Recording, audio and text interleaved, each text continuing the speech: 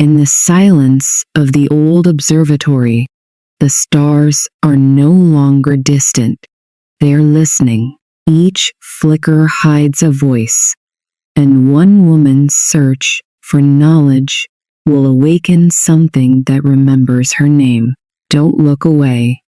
The ending will change how you see the night itself. Mist draped the ridges like a veil when Dr. Evelyn Ward reached Arden Hill. The road ended in gravel, the air scented with iron and rain. Ahead stood the observatory, its dome tarnished, its walls bruised by a century of weather. Yet somehow it still seemed to listen to the sky. Inside, dust hung like frozen breath. Her footsteps echoed down the circular corridor where instruments slept beneath canvas shrouds. She had come to restore and digitize Vale's long-lost star charts, nothing more.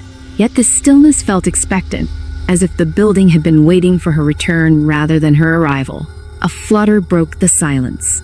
On the railing above, a white owl watched her with an almost human patience. Light from her headlamp slid over its feathers, turning them silver.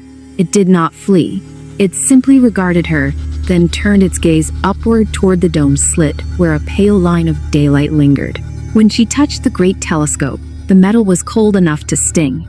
Its lens aimed at a sector of sky unmarked on modern maps, an empty place where no star was catalogued. She wondered if Vale, in his final nights here, had been chasing some illusion of his own invention.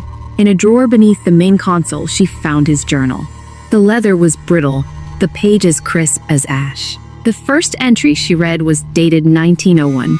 I have measured every bright thing, yet brightness tells us nothing.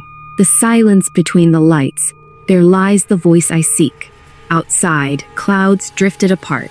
Dusk slid into night. Evelyn could not resist. She powered the old gears, aligned the telescope as the coordinates prescribed. The dome turned with a slow metallic sigh.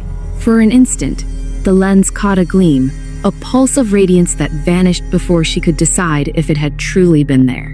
When she lowered her eye to the eyepiece, she saw not darkness but a faint shimmer, like heat on stone. The owl called once, a soft, hollow note that echoed oddly through the chamber.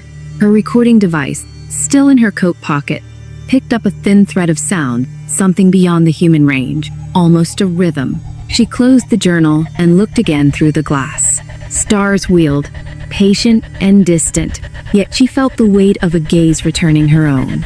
The observatory was utterly silent, but the silence seemed charged, alive, listening. Dawn found Evelyn still inside the dome. The air smelled of metal and old rain. Her recorder blinked with a single light, looping a thin ribbon of sound, soft static punctuated by a rhythmic pulse. When she slowed the file, the pulse shaped itself into a pattern almost like breathing. The owl's feather lay beside the telescope, bright as a sliver of frost. She turned to Vale's journal. A later entry trembled across the page. The creature returns each night. Its eyes contain a horizon the heavens do not. Evelyn traced the faded ink. Beneath the writing, someone had pressed another mark, rings of light sketched in pencil, converging toward a dark center. The page smelled faintly of ozone.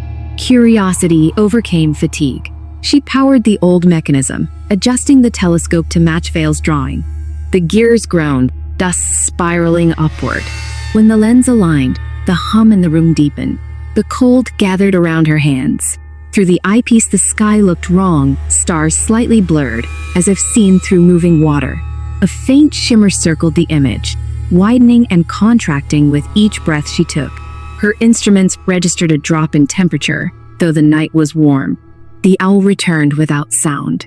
It perched on the railing, feathers luminous in the half-light. She lifted her eyes from the scope and caught its reflection in the glass. Yet in the reflection, another shape stood beside it, tall and indistinct, a suggestion more than a form. She blinked. The shape was gone.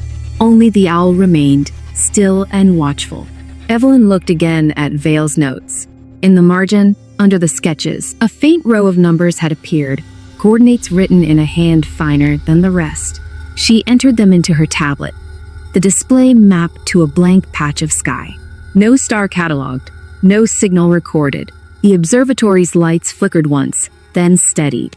A vibration passed through the floor, almost a sigh. Outside, clouds thinned, and the sky opened like an eye. The owl gave a single low call that echoed against the dome's metal ribs. One long, resonant note that lingered until silence felt newly alive. Evelyn whispered into the dark, half to the bird, half to the man whose words had led her here. Dr. Vale, what did you find? Only the telescope answered, its glass filled with quiet, and within that quiet something faintly pulsed, as if light itself were trying to remember. By the next night, a calm certainty had replaced Evelyn's fear. The observatory no longer felt deserted. It breathed quietly, as if listening to her thoughts. Outside, the wind moved through the trees in long, slow waves, the same rhythm she had heard in the recording. Vale's journal lay open at the back. Between two nearly blank pages, she found a sketch. Two circles overlapping like twin moons, one marked Earth, the other sky. Beneath it, a single sentence. The bridge is not built of stone, but of seeing. She aligned the telescope according to his diagram. The lens caught a faint glimmer, a pulse that answered her heartbeat. Instruments on the table flickered. The recorder came alive with a whisper of the same tone. It was not words, yet the cadence felt almost human, an invitation, a promise. The owl appeared again, gliding silently through the opening in the dome. It landed beside the scope, its eyes mirrors of that distant shimmer. Evelyn felt the two of them, woman and bird, drawn toward the same horizon. For a moment the sky seemed to tilt. Stars doubled, folding inward until the darkness itself began to glow. The room blurred. The dome above dissolved into a field of light, and within that light she saw a figure, no face, only the suggestion of a man's form outlined by constellations. He lifted his hand in a gesture of calm gratitude before fading into the radiance. The glow softened, the hum fell silent, and the dome returned. Only the owl remained, feathers ruffled by a gentle current that soon stilled. On the floor where the frost had gathered, droplets of water shimmered like tiny galaxies. Evelyn closed the telescope and exhaled. She wrote the last note in her log. Arden Hill Observatory, equipment stabilized. Unusual electromagnetic behavior recorded at Vale coordinates. No further anomalies. Owl departed before dawn. She stepped outside as the first light touched the horizon.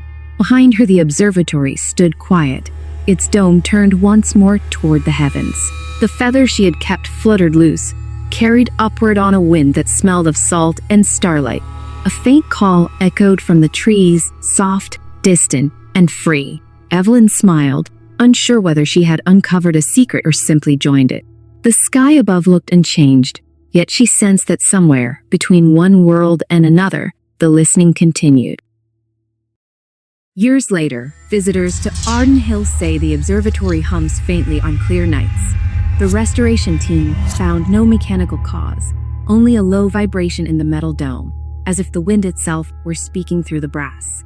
Dr. Evelyn Ward moved on to other projects, yet she never stopped watching that patch of sky. In her notes, she called it the still place, a region where instruments sometimes blinked without signal, where light seemed to hesitate before reaching Earth. Once, during a public lecture, someone asked what she believed had happened there. She smiled, pausing long enough for the silence to feel deliberate. Perhaps, she said, the universe simply answered back. Perhaps it was always listening, waiting for us to notice. And when the lights dimmed and the projector filled the hall with stars, a feather-shaped shadow crossed the screen, pale and brief as a memory returning home.